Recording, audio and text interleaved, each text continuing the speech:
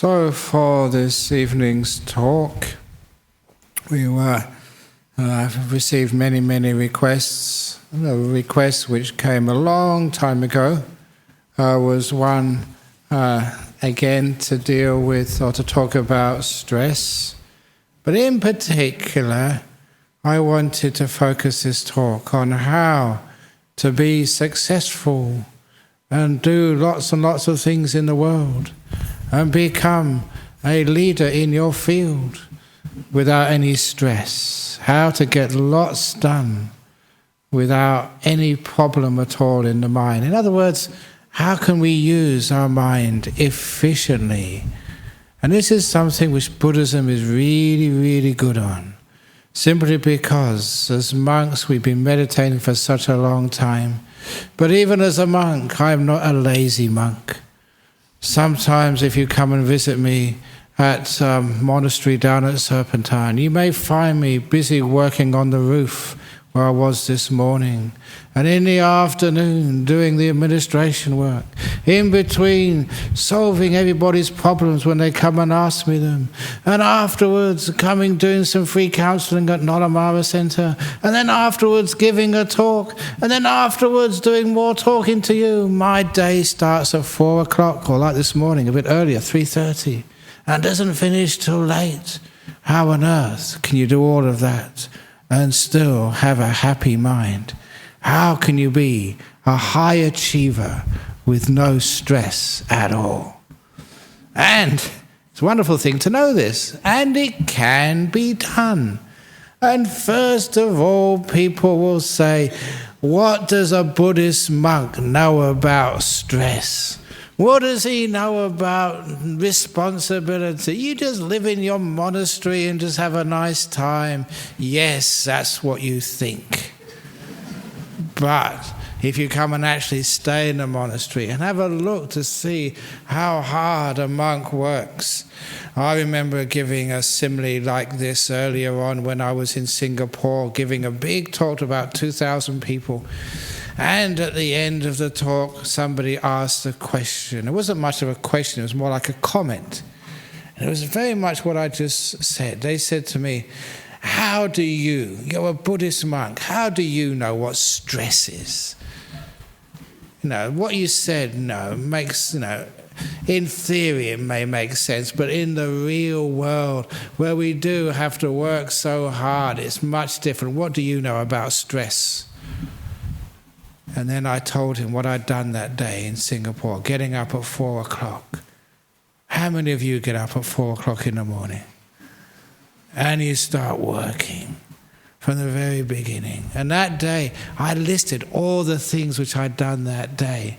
Visiting people in a hospital, because I'm also spiritual patron of the Buddhist Fellowship in Singapore and director of the Brahm Centre in Singapore. That's overseas. This is not my core business, which is right here.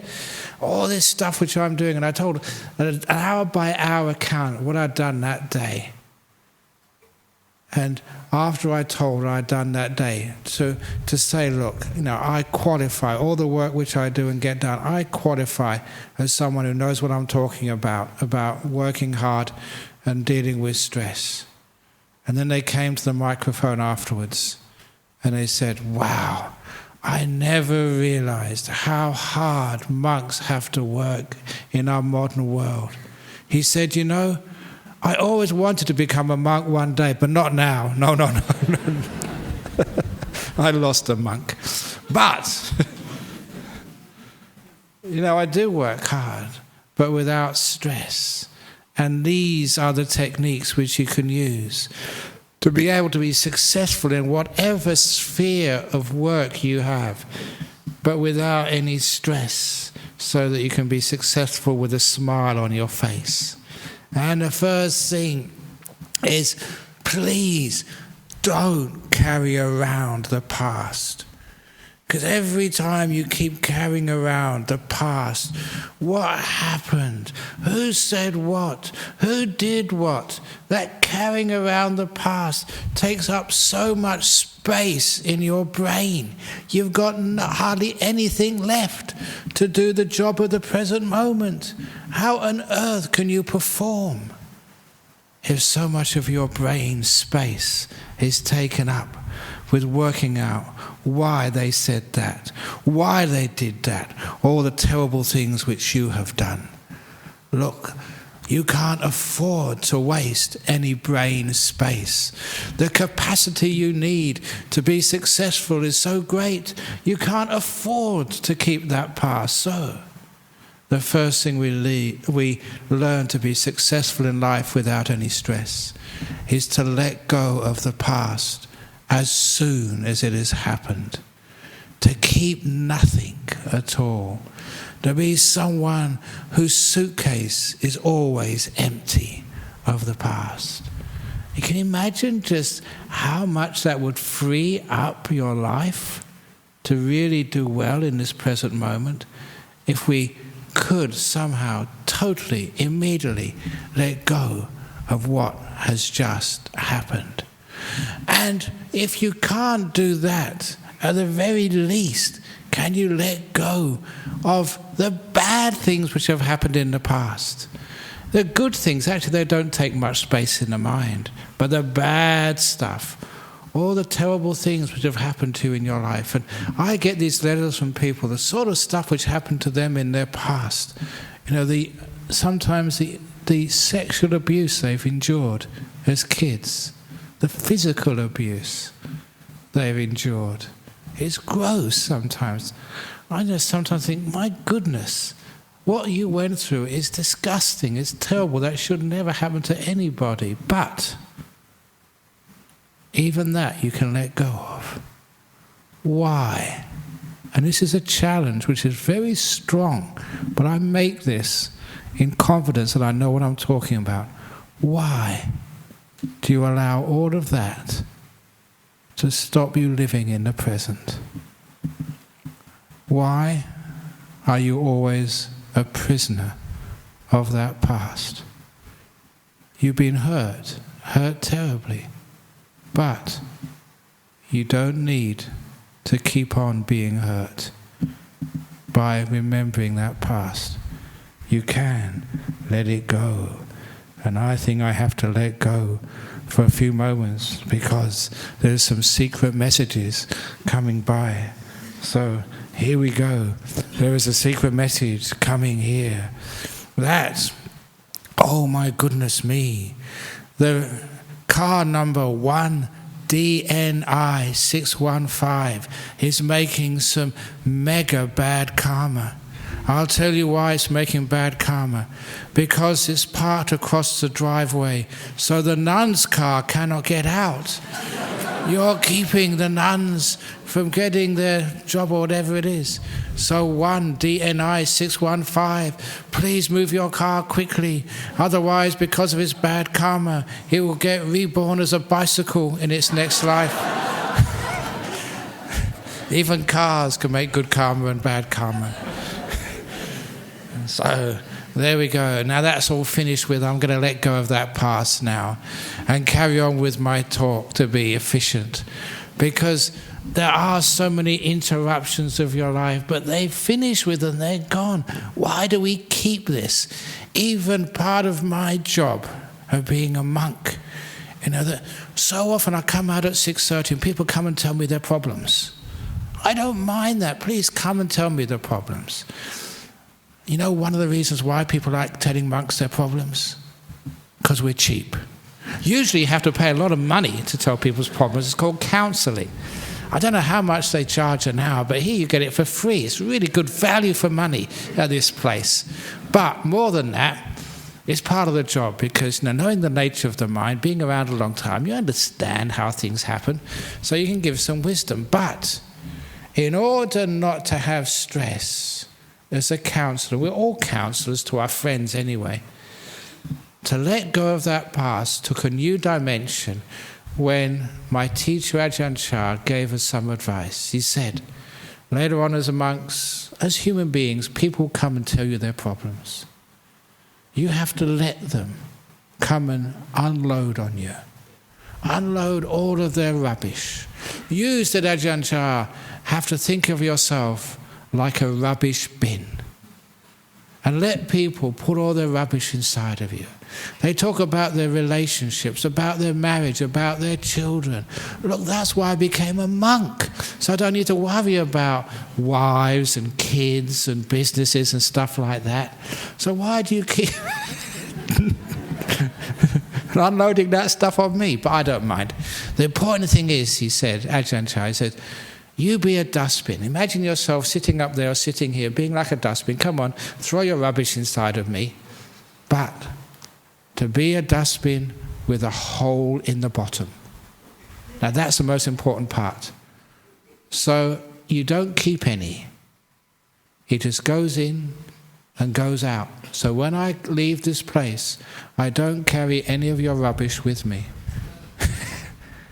That's called letting go of the past. And it's a beautiful simile that you can be this dustbin for the whole life. Whatever life brings you, it goes in and it's there for a moment and it goes right out the other end. So you keep nothing. That is the trick for having no stress. But what happens usually? Whatever happened at work today, whatever happened earlier in your life, you keep so much stuff in your dustbin. No wonder it's full up. I just saw that we had a dustbin collection, rubbish collection at Serpentine today. Some of those dustbins, you see the workers in our monastery just trying to bash it down on top, trying to get as many bags as they possibly can into these containers. No matter how big those containers are, no matter how many you've got, you always fill up more rubbish and you have to sort of stamp it down to get it in. That's called stress. You've got so much stuff, especially from your past. No wonder you get stressed out. No wonder you can't have this beautiful free mind which can attend totally to this present moment, to enjoy this moment and value this moment, because there's so much of the past. Is meaning that there's no room left in the dustbin of your mind to fit anything new in. This story came up because, and I told you last week, my mother died, and I've got a picture of her. Somebody got this picture, and I looked at it last week, and it's a picture of my mother with the wombat. Now, the story behind that picture of my mother with a wombat was that every time I visited her from Australia, I brought her a little fluffy toy as a memento. The first time I went from here to London to visit my mother, we took a little kangaroo, like you get at the airport shops, nice and fluffy toy. So my mother, when I'd left, could think, oh, that came from my son, Australian. Quiche, yes, but, women love it. And my mum loved it anyway. And so the next time, it obviously had to be a koala bear. After a koala bear, it was a platypus. After a platypus, I got a kookaburra. And the fifth Australian animal, which I brought on my fifth trip to see my mother from Australia, was a wombat. Now, with that wombat, that was the fifth animal, and my mother had this mantel shelf. This shelf in the front room of her house where she put all the important knickknacks. And she already had on that mantel shelf the kangaroo, the koala, the platypus, and the kookaburra. And now she had a wombat to put on there. She couldn't fit it on. She tried to put it on, and a couple of the other animals fell off. So she spent about half an hour trying to balance all these animals on this small shelf. And from that experience, I told her, why didn't you throw those other animals away? They've been there for years. Oh, no, I can't. Oh, they're so nice. They mean a lot to me. But it wasn't just, the nice memories she had on her mantel shelf. She also had the bad memories on the mantel shelf as well. The bills from the electric company, from the telephone company. They were also on the shelf there. And they fell off as well. And that gave me the simile of what stresses in life. You carry too many things in your mind at the same time. There's too much stuff on your shelf. And you try and put something else in, and it just won't fit. Things fall off. When they fall off, that's called a nervous breakdown. That means you get totally angry or depressed. You just can't fit anything more in your brain. And you know what that feels like? That is not the way to deal with stress. Actually, that's not the way to deal with life. So just have one little animal on the shelf at a time. It's called the present moment. Let go of all that past. You don't need to keep dealing with it. In your brain, there is something similar to my favorite button on the computer. It's called the delete button. I love that delete button. I press that more than anything else. Somebody sends me an email, not interested, delete. And then it's finished with. You don't have to answer it then. So free. And don't think, aren't you supposed to, answer all those emails people send you? Say, no, that person didn't have enough good karma. Delete. It's all got into karma, so it's nothing to do with me. Delete. But that is in the brain. There is a delete button in the brain. If you can only find that, to let go of that past. Why do that? Because that leaves you free to achieve in this moment. And the other thing which people find difficult is we worry so much about the future. We spend days just worrying what's going to happen next. That takes up even more space in our brain. No wonder you can't achieve in the present moment and enjoy this life. The story which I was telling people recently, it's an old story, but it's a brilliant story from my life when I was doing the final examinations at Cambridge University. That's where I did my studies. 1972, Natural Sciences Tripos, final exams. Now, final exams, they really meant that, final.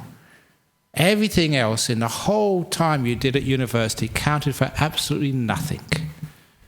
You got your degree or you failed on one series of examinations.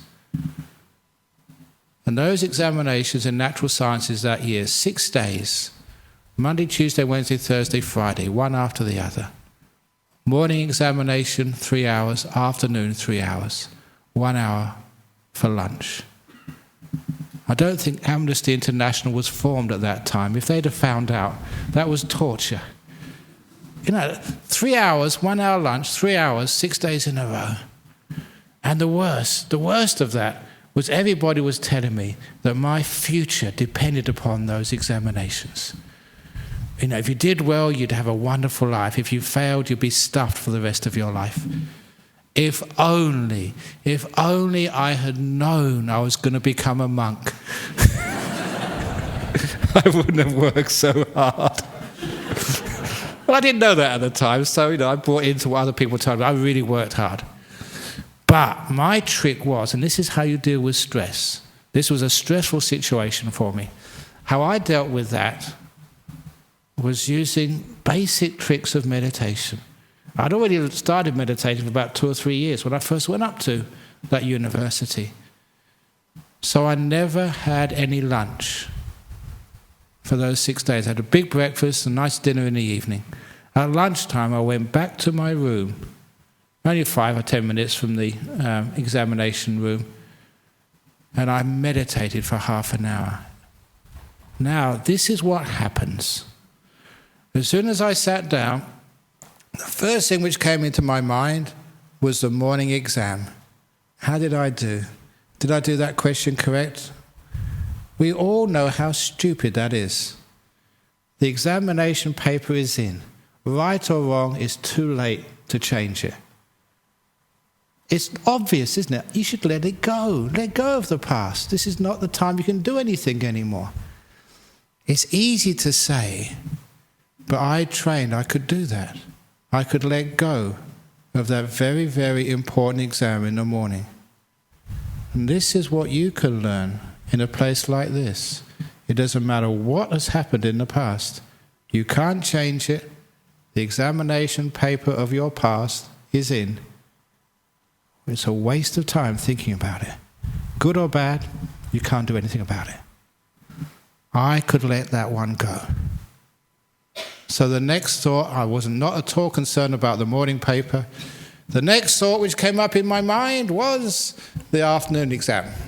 Should I get out of my meditation, get out a book and start studying? In the last minute, just in case. And of course, if you remember your studies, every time I did that, whatever I looked at half an hour before the examination never ever came up Never. A total waste of time. And it was a waste of time. Because this was the time I'm supposed to rest, not work. And if you're worried about the future, you can't stay in this present moment and do the preparation necessary for success in the future. And that preparation was resting. If you don't know how to rest, you will fail again and again and again, because you don't know how to prepare your mind for the challenges it faces in the future. I had to let go of the future. Because I'd trained in meditation, it was easy to do. Even though it was important, what I thought was a life-defining moment, those afternoon examinations, I could totally forget about them and stay in the moment. So that was called present moment awareness. When I put it in the context of an important part of my life, you can understand how relevant it is. But what happens next shocked me, because when I stopped thinking about the past, which for me was a morning exam, the future, the afternoon exam, I found I was physically shaking. Now look, I go up here every Friday and talk to people, and it's looked upon on the internet, thousands of people. I go on live TV. I'm not a nervous person, but at that time I found I was physically shaking. The pressure of final examinations had got to me. I was nervous. What shocked me, even more than being nervous, was that I hadn't noticed it before that point. I'd been so fixated, with the future exam or what I'd done in the past, I was totally unaware of the present reality of my body. And that shocked me, and from that moment on, I learned why many people get sick. They get sick because you're not aware of your body. You're so up in the future, so up in the past, so busy. You're not here with your body listening to the signs. When I got into that present moment and saw I was shaking, it was pretty easy to relax the body, exactly as I taught you here at the beginning of the meditation. With mindfulness and kindness, the body totally relaxed and all that shaking stopped. The next part of that meditation, when I let go of the past, let go of the future, the shaking had all stopped, the next thing I noticed was how tired my brain was, how totally worn out it was. I compared it to like a tea bag which had already been used, no juice left. An old used tea bag, that's what my brain felt like. And again, those experiences told me again why a lot of depressions and negativity, where they come from. Most of the people in this room, if you'd only notice the state of your brain, would probably know it's really tired. It just really needs a rest. And because I noticed the need for my brain to rest, I could just keep it not working for 10 or 15 minutes, really relax it, keep it still.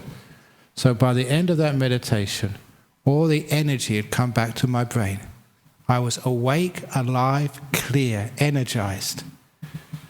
And I still remember my friends, after the examinations, they commented that I was the only student who went into that examination hall in the afternoon with a smile on my face. I could do that because I was relaxed. And that's why I did really well. In a stressful situation, one of the first stressful situations I encountered in my life, I dealt with it in such a way that I could smile through the afternoon examinations. That is a great example of how to deal with stress. From that time on, I've used that technique throughout my life. Many times I work so hard that I do get incredibly tired. Sometimes my schedule, the monks see that and they say, I can't do that.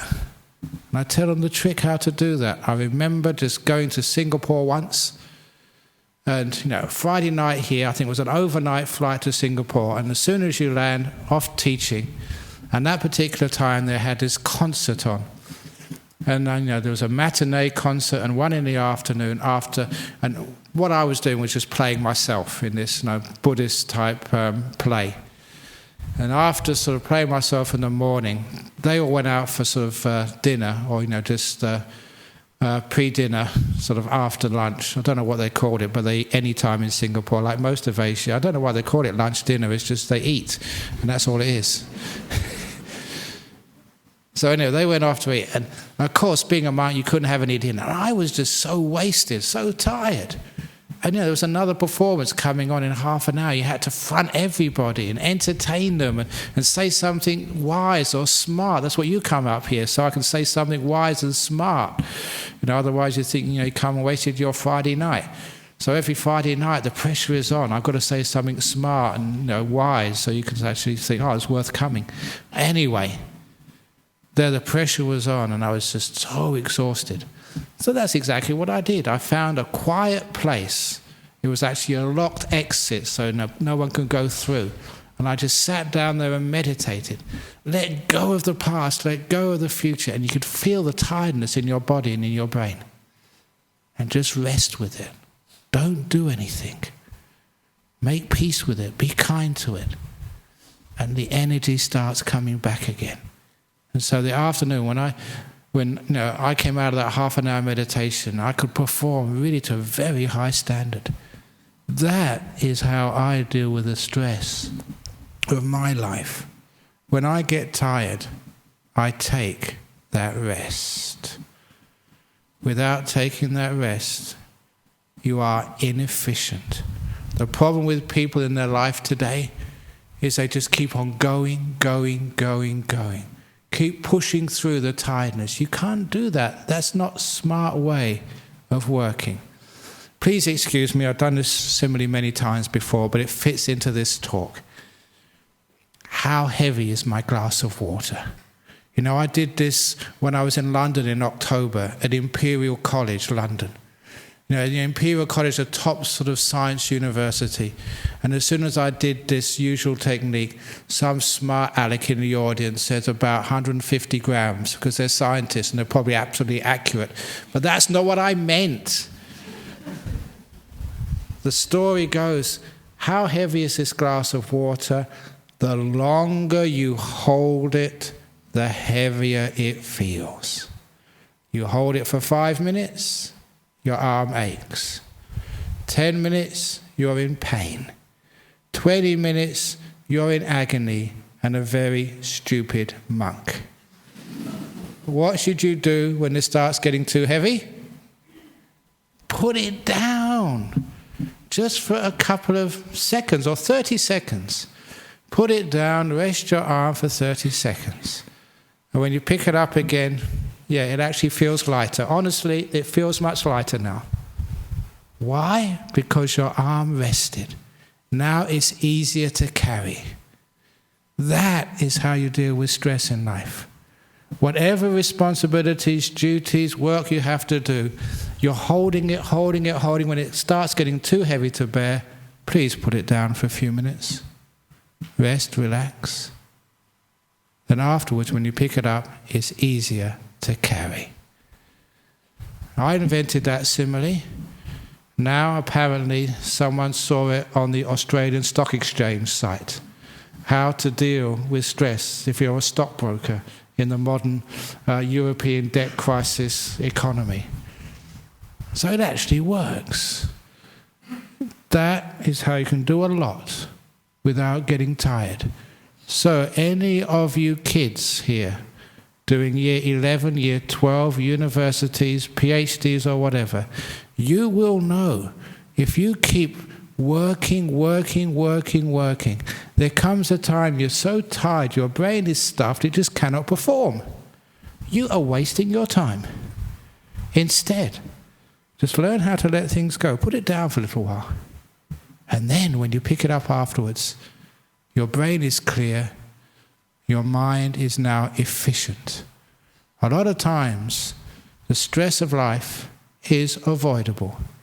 The stress causes you not to be productive. And all you really need to do is learn how to put things down and let things go for a little while and trust that that is an investment. 5 or 10 minutes of rest, relaxation, whatever. Afterwards, your brain will be so efficient, more productive the 5 or 10 minutes you spend in, say, meditation or in relaxation. That 5 and 10 minutes you spend in relaxation, you'll make up afterwards. You get 2 hours work done in an hour and a half of high quality too. Does that not make sense? That is how you learn to do lots and lots with no stress at all. You learn to relax. You don't fill your mind up with the past. You don't worry with the future. You've got so much more brain power. And last is you do things with a smile. When you put some happiness into whatever you are doing, you will find it's easier to do. A smile creates more energy. This was that little story I learnt. I didn't learn this at university. I learnt this in the monasteries of Thailand. To put the story in brief, we were having to do very hard physical work. 9 days of pushing wheelbarrows full of dirt. I never became a monk to be a labourer. I became a monk to meditate, to be inspired, to sort of see beautiful lights in your meditation or hear wise words from great teachers, not to push wheelbarrows full of dirt. I was being exploited. And it got so bad one day, pushing another wheel. This was not sort of, in nice sort of Australian climate. This was in the jungles, very humid, hot, full of mosquitoes, being bitten to death by mosquitoes in the jungles. And I was made in England. I'm not used to that sort of climate. And on one meal a day, and most of that meal was just sticky rice and frogs or rotten fish. I was malnourished in a climate I didn't like, pushing not just 6 hours, 8 hours a day, from 9 o'clock to maybe 10 in the evening. Wow, it was really too much. And after a few days, I got really fed up. And what you did, what you do as a Westerner. Asians, they do it these days as well. When you get really fed up, you start swearing. So I was really swearing, these stupid blue monks. And it's not like, it's the young monks, we're the ones who had to do this. The senior monks, they were just sitting down, having cups of tea, talking to people. And it was their ideas, their plans. They never did any work. They told us to do the work.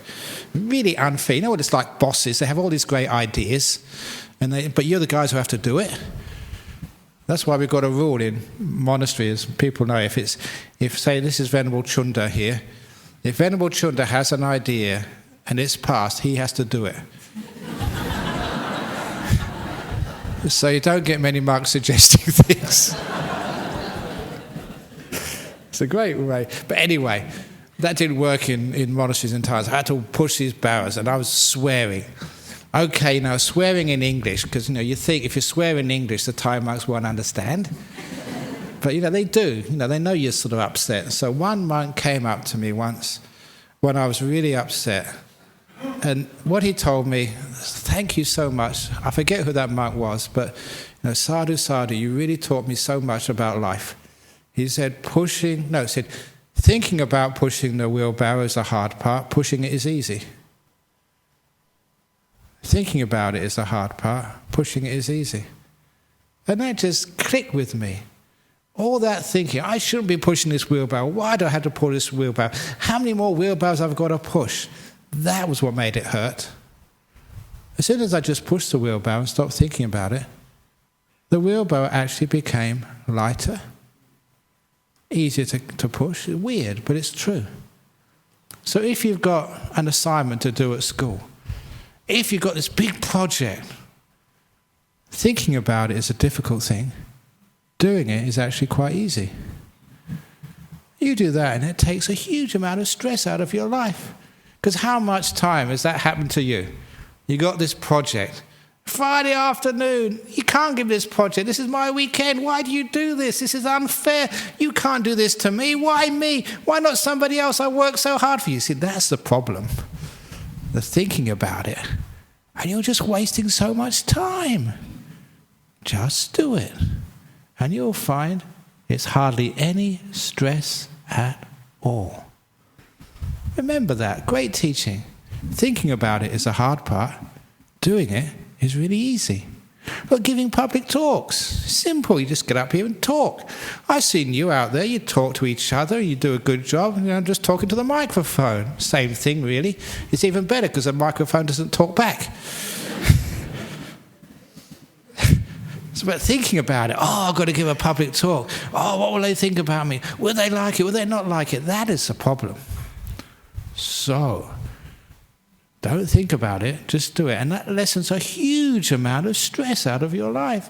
So you can be a high achiever, you just do things. And what about fear of failure?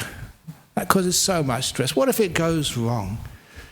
I've already mentioned a few talks ago, good, bad, who knows? You don't know if it's going, there's no such thing about things going wrong. They just open up a different possibility for your future when so-called things go wrong. Nothing in my life has gone wrong. It's just different, that's all. Relationships went wrong, but that just opened the path for being a monk. So did it go wrong or did it not go wrong? Even like I had my great plan, and Dennis knows this, that I was second monk when I first came here. Now second monk, just they don't have to do the work. They don't have to be up front. They don't have to make decisions. It's much easier being a second monk. Just like Venerable Chundi, just sit there. And it's wonderful. There's no work. That is the monk I wanted to be. Only the senior monk went and disrobed. And that just really messed me up, no end. All my plans went wrong, and I had to be the senior monk. I had to open my mouth and do the talking. So, but did it go wrong? No, it doesn't matter what happens in life. You just start to see what you can do. There's an old saying, and I love this saying. They said, when the moon goes in, then the stars can shine. Very beautiful simile, isn't it? When the moon disappears, then the stars can shine. So one leader disappears, then all the other, you stars, you can shine. So when I disappear, then Chunda shines. It's brilliant. And now, so you see that sort of positive attitude that you have towards life. And it means that no stress at all. Which means there's no such thing as something going wrong. The fear of something going wrong, it causes one of the greatest amounts of stress in life. So whatever I do in my life, you just go and do it. See what happens. In my life, nothing has gone wrong at all. They've just gone differently. Because I don't think in terms of right and wrong. It's just turning left, turning right, which is the right way, which is the wrong way. Just one goes left, the other one goes right. So that way, I can make decisions so easily. Because I know we make a decision, see what happens, always make it work. So that way, there's no fear at all. And that's exactly what happened when that monk disrobed.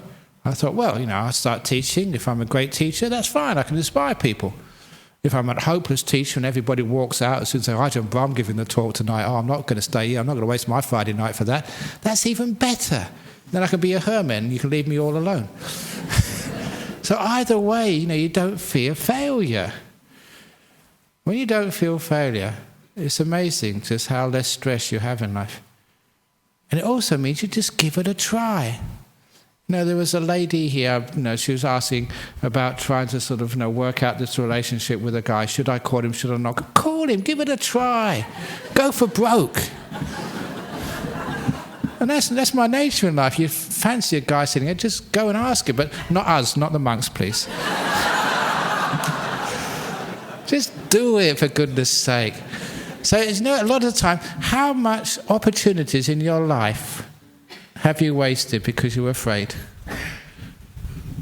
And you look back upon your life afterwards, I should have given it a try. I should have just been courageous. No, okay, I might have fallen flat on my face, but at least I tried and gave it a go. So please, the fear of failure, that's why I learned from this top business person. I went to this big retreat, leadership retreat in Hayman Island some years ago. And on the way back, he said, in business, we don't call it failure anymore. We call it forward failure. I really love that idea. Forward failure. Okay, you make a mistake, but you go forward. You grow from it.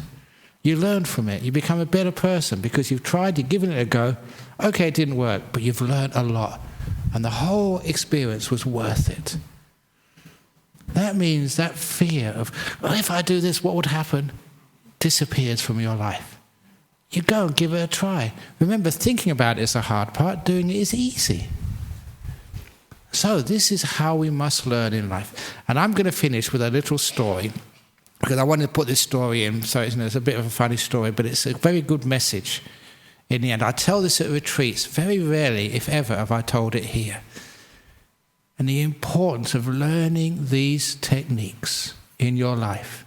You spend your whole time wasting your time learning so many other things which aren't important.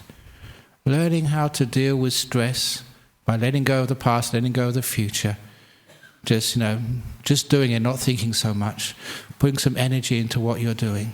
In other words, no failure.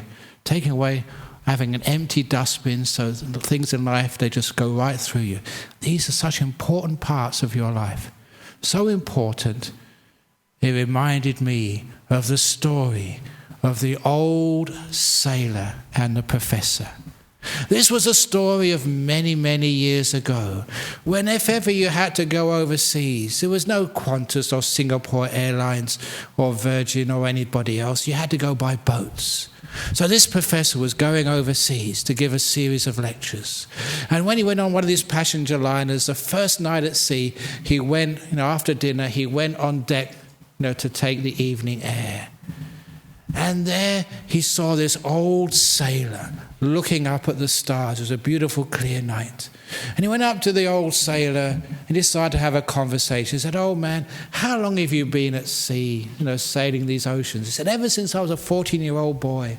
And now I'm in my 60s. All my life I've been sailing." "Ah, amazing," said the professor. "One of my hobbies is astronomy. These stars guide your ships. You must know everything about astronomy. Let's talk about astronomy." And the old sailor said, What's astronomy?" "No, the stars above you." "I don't know anything about the stars," said the old sailor. "What?" said the professor. "All those years at sea, and you've never ever bothered to learn about the heavens above you?" "No," said the sailor. "What a stupid old man," said the professor.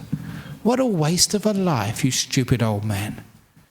And the professor walked away in disgust. The second night at sea, a very beautiful meal, the professor was on the deck again, and this time he saw the old sailor on duty looking down in the oceans. He decided to give the old man another chance. So he went up to the old man and said, "One of my other hobbies is marine science. All the animals which actually live, in these great oceans. You must have seen a lot of those animals in your years at sea. Let's talk about marine science." And the old sailor said, "Marine science? Don't know anything about that." "What?" said the professor. "All those years at sea, you've never bothered to learn about the flora and fauna which live in that great ocean you've sailed upon?" "No," said the sailor. "You stupid old man. You stupid old man. What a waste of a life. What a waste of a life. I'm not going to talk with you again." The third night at sea, don't worry, it's only 4 nights, so I'm almost there. The third night at sea, it was such an amazing dinner the cook made. The professor was in such a beautiful mood, and it was one of these perfect evenings at sea. Just a very gentle breeze just wafted over the ocean. And the professor decided to give the old man one more chance. And he said to the old man, "Old man, these winds, they drive your ship. If there's a storm, it might even sink your ship. I realize you may not have to know much about astronomy or marine science, but as a sailor, you have to know about the weather. And as it happens, I am a professor of meteorology. I'm going to give some lectures on the weather systems in this famous university. Maybe we can compare notes. Please tell me what you know about the weather." And the old sailor said, "Professor, I know nothing about the weather. I can't even smell Spell meteorology, whatever that means. What? Said the professor. All those years at sea, you don't even know about the weather which drives your ship? Stupid old man, you're a stupid old man, such a stupid old man. You've wasted your life. What a waste of life. What a waste of a life. And he walked away, vowing never to talk to such an idiot again. The fourth night at sea, this is the last. The fourth night at sea, the professor never went on deck. He didn't even go for dinner because it was one of these rough nights at sea and he suffered from seasickness. Anything he would have eaten, he just vomited out again. So he stayed in his cabin. And the later the night got, the worse the storm became. And the ship started to roll backwards and forwards and backwards. More and more it started to roll in the terrible storm until he heard a terrible bang. Did that make you get excited? I'm very good at telling stories. Bang! Something had cracked. And then there was silence for a few moments. And then he heard people running right outside his cabin door. He was scared. So he opened his cabin door. And who do you think was running outside his cabin door? No other person than the old sailor he tried to have conversations with. The old sailor stopped and turned to the professor and said to the professor, "Professor, in all your years, have you ever learnt how to swim?" Professor said, actually, no. What a stupid professor, what a waste of a life. The ship's sinking. And the moral of that story is, if you're going to be a sailor, it's to hell with astronomy, marine science and the weather, but you have to know how to swim. And that's the same with life. All the other things you learn about life. Yeah, they may be interesting and enjoyable, but the most important thing to do is to learn how to keep your head above water in the stress of modern life, to be able to swim through all of these responsibilities and duties and worries which we have to deal with. If you learn that, then no one will ever say to you, "You stupid person, what a waste of a life. You're just having a breakdown." So please learn how to swim. Thank you for listening.